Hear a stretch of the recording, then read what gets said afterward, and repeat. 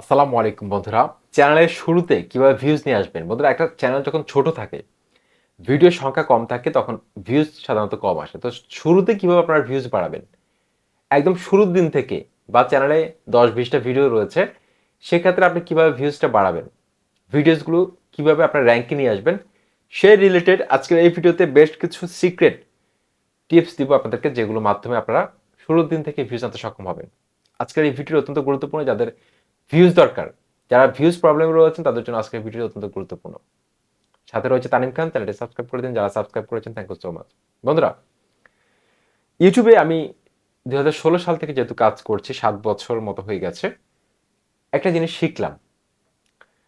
আপনার দামি DSLR camera, দামি মাইক্রোফোন, গ্যাজেট, দামি ব্যাকগ্রাউন্ড, দামি লাইটিং সেট আপ, এগুলো কিন্তু ম্যাটার করে না একজন দর্শকের কাছে। যারা সত্যিকারের দর্শক, তাদের কাছে কিন্তু এগুলো ম্যাটার করে না। আপনি ভিডিওর মধ্যে কতটুকু ইনফরমেশন, ভ্যালু প্রোভাইড করতেছেন, সেটা দর্শকরা দেখে। যারা বুঝতে জানে ইউটিউব সম্পর্কে, তারা কিন্তু সেই ধরনের স্মার্ট দর্শক যারা রয়েছে, তারা দেখে যে আপনি ভিডিওর মধ্যে কতটুকু এন্টারটেইনমেন্ট ভ্যালু তাদেরকে প্রোভাইড করেছেন, কতটুকু ইনফরমেশন ভ্যালু প্রোভাইড করেছেন। সেটার উপর ভিত্তি করে কিন্তু ইউটিউবে দর্শকরা কিন্তু কন্টেন্ট সিলেক্ট করে। আপনার ভিডিওটা কিন্তু আপনি এইচডি তৈরি করেছেন, কিন্তু ভিডিওর মধ্যে আপনি অযথা কথা বলেছেন, সেক্ষেত্রে দর্শকরা কিন্তু এখন বোঝে, আপনাকে প্রত্যাখ্যান করবে। সেজন্য এই জিনিসটা আমি ক্লিয়ারলি বুঝলাম যে আপনি এইচডি কোয়ালিটি তৈরি করছেন নাকি ফুল এইচডি নাকি 4K, এটা বড় কথা না। আপনি কন্টেন্টের মধ্যে ফোকাস করুন। শুরুর দিন থেকে আপনি ফোকাস অন ইউর কন্টেন্ট। আপনি কন্টেন্টের মধ্যে যত বেশি ফোকাস করবেন, তত বেশি কিন্তু আপনার ভিডিও ভালো হবে, আপনার ভিউজ আসা শুরু হবে। তো দেখুন, আপনার দর্শকদের স্যাটিসফ্যাকশন লেভেলটাকে যদি আপনি উন্নীত করতে না পারেন, বাড়াতে না পারেন, সেক্ষেত্রে কিন্তু দর্শকরা একটা সময় কিন্তু আপনাকে প্রত্যাখ্যান করবে। হয়তো এখন ভালো ভিউজ পাবেন, কিন্তু একটা সময় আপনাকে প্রত্যাখ্যান করবে, যদি দর্শকদের যে চাওয়া রয়েছে, ডিমান্ড রয়েছে, সেটা যদি আপনি ফুলফিল করতে না পারেন, সেটা আপনি বুঝতে না পারেন। কারণ দেখুন, একই টপিক্সে কিন্তু ভিডিও অনেক রয়েছে ইউটিউবে। আমরা ইউটিউবে একই টপিক্সে সার্চ করলে অনেক ভিডিওস পাই। সেক্ষেত্রে দর্শকরা আপনার ভিডিওটি কিন্তু কেন দেখবে? সেজন্য প্রপারলি স্ক্রিপ্টিং করতে হবে আমাদেরকে। ভিডিওটা স্ক্রিপ্ট লিখে আমাদেরকে তৈরি করতে হবে। আমি কিন্তু প্রত্যেকটা ভিডিও স্ক্রিপ্ট করি।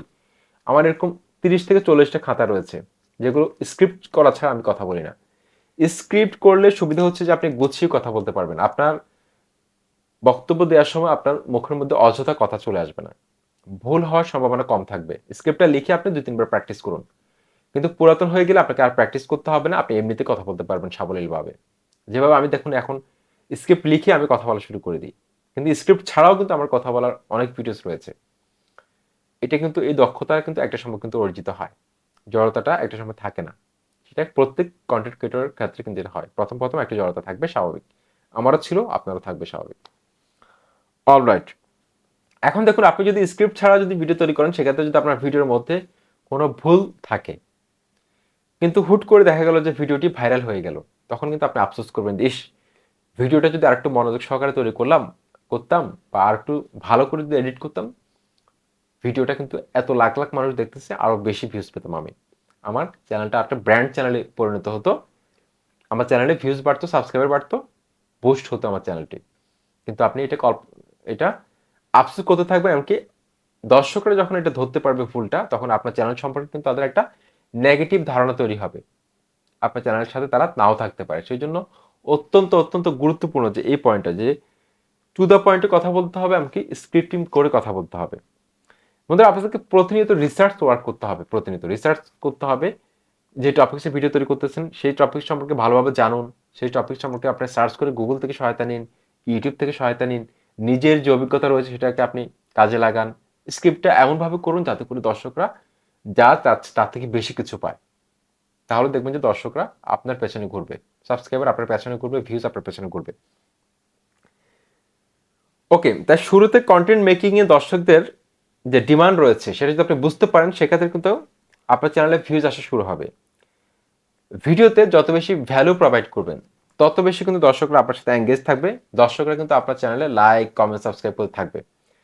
আপনার ভিডিওতে দর্শকরা যে ধরনের একটা আচরণ প্রকাশ করে, লাইক, কমেন্ট, ডিসলাইক হতে পারে, শেয়ার হতে পারে, এমনকি অডিয়েন্স রিটেনশন, কতক্ষণ ধরে দেখছে, এই আচরণের উপর ভিত্তি করে ইউটিউব আপনার ভিডিওটা পরবর্তীতে বুস্ট করবে কি করবে না, ইমপ্রেশন বাড়াবে কি বাড়াবে না, সেটা সিদ্ধান্ত নিয়ে থাকে।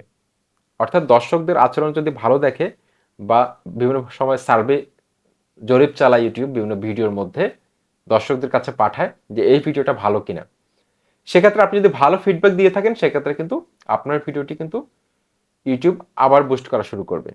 অলরাইট, ইউটিউব নতুন নতুন দর্শকের সামনে পৌঁছানো শুরু করবে। তো এখন 2 নম্বর আমি যে পয়েন্টটা রেখেছি সেটা অত্যন্ত গুরুত্বপূর্ণ।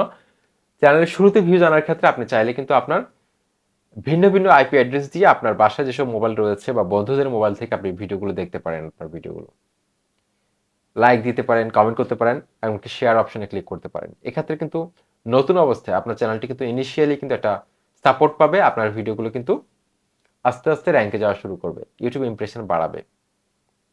সেই জন্য অত্যন্ত গুরুত্বপূর্ণ, চ্যানেলের শুরুর দিন থেকে আপনি চেষ্টা করবেন ভিন্ন ভিন্ন আইপি অ্যাড্রেস থেকে, একই ওয়াইফাই আওতায় না, একই ওয়াইফাই থেকে কখনো দেখবেন না। ভিন্ন ভিন্ন যদি নেটওয়ার্ক হয়, ভিন্ন ভিন্ন সিম থেকে যদি হয়, সেক্ষেত্রে আপনি চ্যানেলের শুরুর দিন থেকে আপনি ভিডিও দেখতে পারেন, ঘরের মোবাইল থেকেও দেখতে পারেন। কিন্তু একই ওয়াইফাই আন্ডারে যদি আপনার মোবাইলগুলো হয় সেক্ষেত্রে দিনে একবার অথবা 2বার দেখতে পারেন, সর্বোচ্চ একবার 2বার, এর বেশি দেখলে কিন্তু এটা স্প্যাম হিসেবে ইউটিউব ধরতে পারে আপনাকে। প্রথম 30 সেকেন্ডকে গুরুত্ব দিতে হবে বন্ধুরা। ভিডিওর প্রথম 30 সেকেন্ড যদি আপনি সুন্দরভাবে উপস্থাপন করতে না পারেন, আপনি যদি কনফিডেন্সের সাথে কথা বলতে না পারেন ভিডিওর প্রথম 30 সেকেন্ড, সেক্ষেত্রে কিন্তু দর্শক বন্ধুরা কিন্তু আপনার সাথে থাকবে না। দর্শকদের হাতে এখনো অনেক সময় রয়েছে। ভিডিওর প্রথম 30 সেকেন্ড আপনাকে এমনভাবে কথা বলতে হবে যাতে করে দর্শকরা আপনার ভিডিওর সাথে থাকে, দর্শকরা সুইচ করে অন্য ভিডিওতে যাতে না যায়।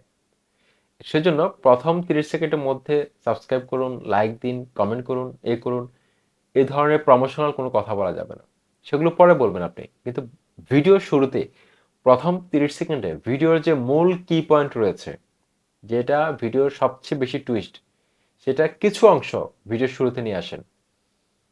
তাহলে দেখবেন যে দর্শকরা পুরো ভিডিওটি ওয়াচ করা শুরু করে দিয়েছে। এক্ষেত্রে আপনার অডিয়েন্স রিটেনশন বাড়বে, আপনার ভিডিওটি কিন্তু ভাইরাল হয়ে যেতে পারে। আশা করছি ভিডিওটি ভালো লেগেছে। চ্যানেলটি সাবস্ক্রাইব করে সাথে থাকুন। আসসালামু আলাইকুম।